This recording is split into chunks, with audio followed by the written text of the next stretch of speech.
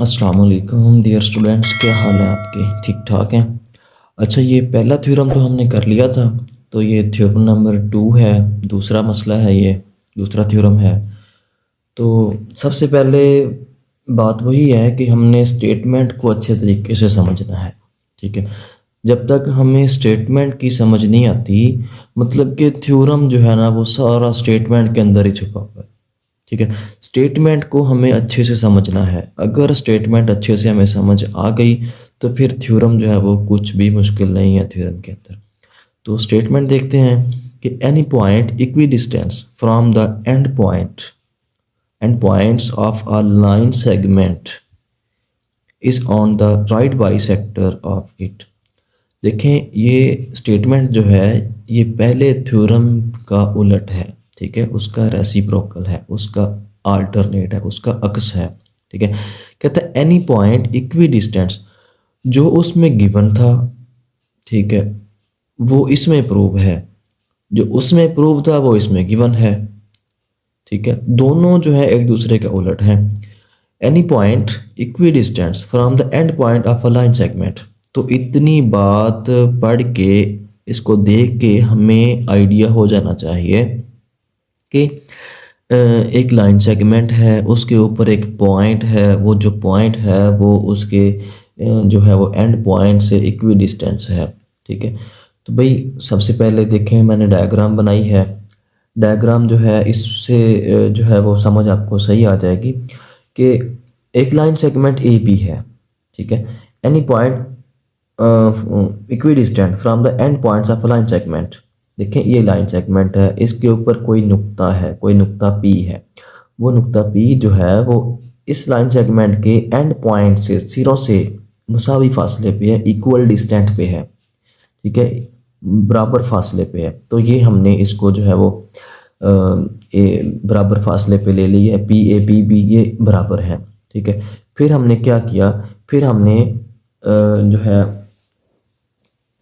B को सी से मिलाया। ये हमने कंस्ट्रक्शन में लिखेंगे जो हमने इसके ऊपर खुद से किया है, लेकिन इतनी तो हमें गिवन था ना, ए बी लाइन सेगमेंट है और इसके ऊपर एक पॉइंट पी है, वो पॉइंट पी ए बी से इक्वल डिस्टेंट पे है, इक्वी डिस्टेंट है। ठीक है, गिवन में ये है कि A B is a line segment, कि ए बी हमारे पास एक लाइन सेगमेंट है। हाँ जी, इसको फिर गिवन सबसे पहले लिखते हैं। ठीक है, A B is a line segment. ठीक है, तो ये ए बी लाइन सेगमेंट है। पॉइंट पी जो है इसके ऊपर कुछ इस तरह है। ठीक है, पॉइंट पी सच दैट, कुछ ऐसे है कि पी ए जो है वो कॉन्ग्रुएंट है पी बी के। ठीक है, मतलब पी ए पी बी आपस में मुतमासिल है एक दूसरे के, जब ये आपस में बराबर हैं। अब आगे बारी आ जाएगी जी हमारे पास प्रूव की, कि हमने इसमें प्रूव क्या करना है। तो हमने प्रूव ये करना है, ये पी जो है, ठीक है, ये हमने साबित ये करना है कि ये ए बी के जो है वो राइट बाइसेक्टर के ऊपर है। ठीक है, तो हम प्रूफ में लिखेंगे कि पी जो है, the point P is on the right bisector of A B. ठीक है, तो यहाँ पे प्रूव हो जाएगा the point P is on the right bisector of A P.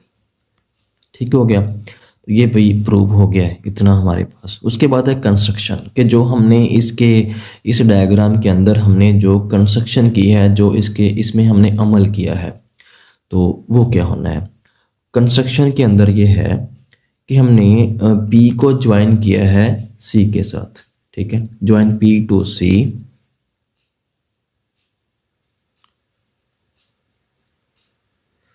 Join, joint लिख दिया मैंने, तो ज्वाइन लिखना था, join P, join P to C. ठीक है, अब ये सी क्या है? सी जो है ये मिड पॉइंट है,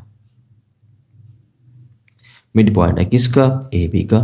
ठीक है, पी नुक्ता सी जो है ये मिड पॉइंट है, ये वस्ती नुक्ता है किसका? ए बी का। ठीक है, midpoint of A B. ठीक हो गया, ये बी कंस्ट्रक्शन होगी इसके अंदर। अब आगे आ जाएगा जी इसमें जो है वो प्रूफ। ठीक है, प्रूफ के अंदर जो है वो फिर हम इसमें साबित करेंगे। ठीक है, स्टेटमेंट्स और रीजंस आ जाएंगे, तो यहाँ पे आ जाएगा इसका प्रूफ।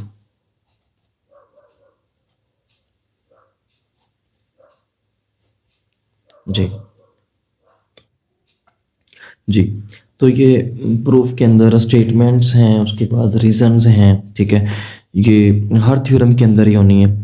तो भाई पिछले थ्योरम की तरह इसमें भी दो ट्रायंगल्स बन रही हैं, उसी तरह A C P B C P ये दो ट्रायंगल्स बन रही हैं। ठीक है, तो ये फिर ए सी पी और ट्रायंगल बी सी पी ये हमने लिखा। ये एरो के निशान, जो तीर के निशान हैं, ये उनके कोरेस्पॉन्डिंग को शो कर रहे हैं। ठीक है, मीन्स के उनको हम आपस में दो ट्रायंगल्स को कंपेयर करने जा रहे हैं, उनके अंदर क्या क्या चीज़ें आपस में सेम है। ठीक है, उनको हम डिस्कस करेंगे। अब देखें भाई, सबसे पहले जो गिवन है पी ए पी बी, ये साइड हमें गिवन है कि ये दोनों इक्वल हैं। उसके बाद पी सी दोनों ट्रायंगल्स के अंदर देखें, इस ट्रायंगल के अंदर भी ये पी सी साइड अगर हम इनको अलग करें तो ये साइड दोनों की जो है वो सेम होगी। ठीक है, ये दोनों हमारे पास भाई इक्वल हैं, पी सी के बराबर है। ठीक है, ये कॉमन है। उसके बाद ए सी और बी सी जो है ये हमारी कंस्ट्रक्शन है।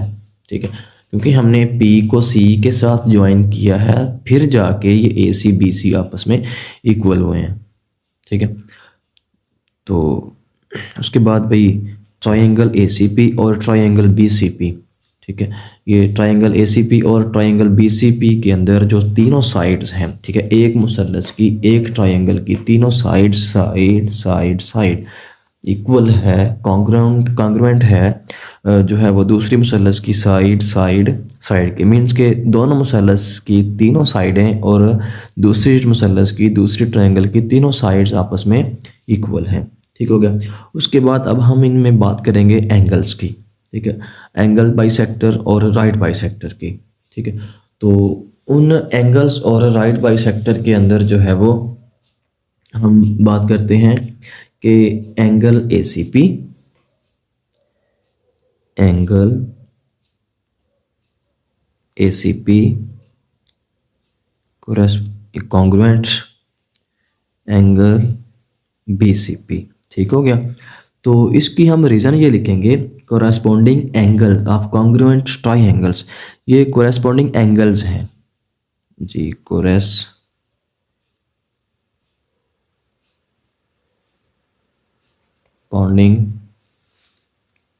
एंगल्स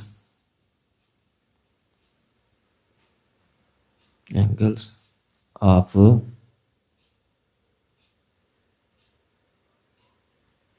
congruent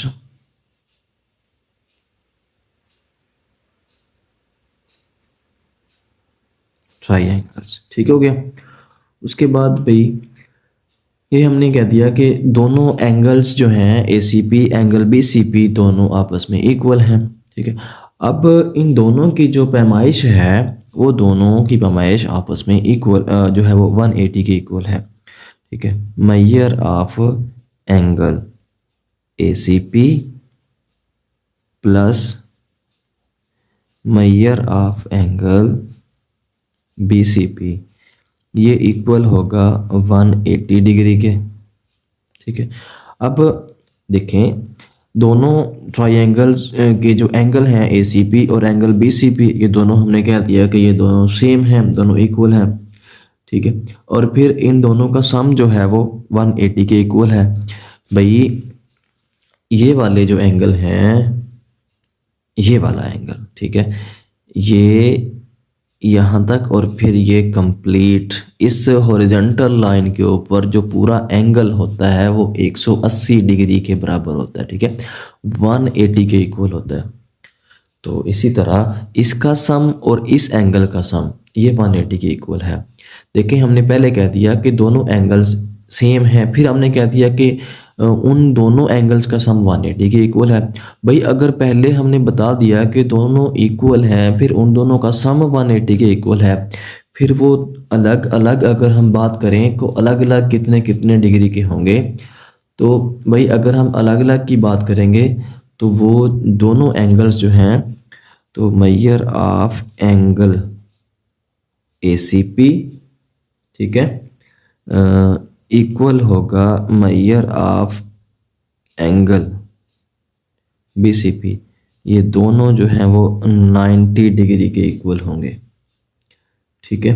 तो ये इस मसावात की इसको हमने क्या दिया, इसको इक्वेशन नंबर हमने 1 कंसीडर कर लिया, ठीक है। इसको कर लें, इसको हमने क्या दिया जी, इक्वेशन नंबर 1 है, और इसको हमने क्या दिया, इक्वेशन नंबर 2 है, ठीक है। तो ये इसको हम जो है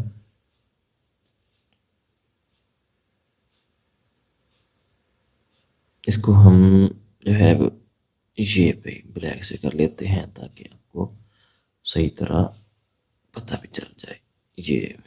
ये दूसरी है, ठीक हो गया।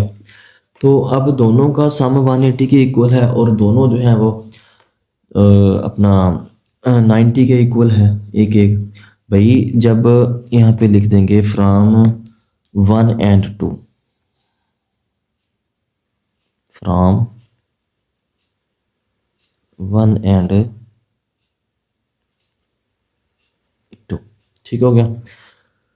तो जब एक चीज़ 90 डिग्री की प्रूव हो जाए तो भाई वो राइट भी होती, राइट एंगल ही बनाएगी, ठीक है, राइट बाइसेक्टर ही होगी। जब कोई भी एंगल या कोई साइड, कोई एंगल या कोई राइट बाइसेक्टर प्रूव हो जाए तो वो 90 डिग्री की ही होती है, ठीक है। तो ये PC जो है हम यहाँ पे बता देंगे उसको कि PC परपेंडिकुलर है AB के ऊपर, ठीक है। तो PC is a right bisector of AB, जो यहाँ पे लिखेंगे PC is a right bisector AB, ठीक हो गया। भाई जब हमने बता दिया कि PC is a right bisector AB, तो यही हमने ये बात ही प्रूव करनी थी, ठीक है, यही हमने बताना था। PC is right bisector of AB, इसके साथ ही हमारा थ्योरम जो है वो कंप्लीट हो गया। देखिए ना, तो इसमें प्रूव जो हमने करना था उसमें यही लिखा हुआ है, the point P is on the right bisector of AB, ठीक है। तो यही हमने एंड में प्रूव किया है, PC is right bisector of AB, ठीक है। इसके साथ ही हमारा सेकंड थ्योरम कंप्लीट हो गया। ओके जी, अल्लाह हाफिज़।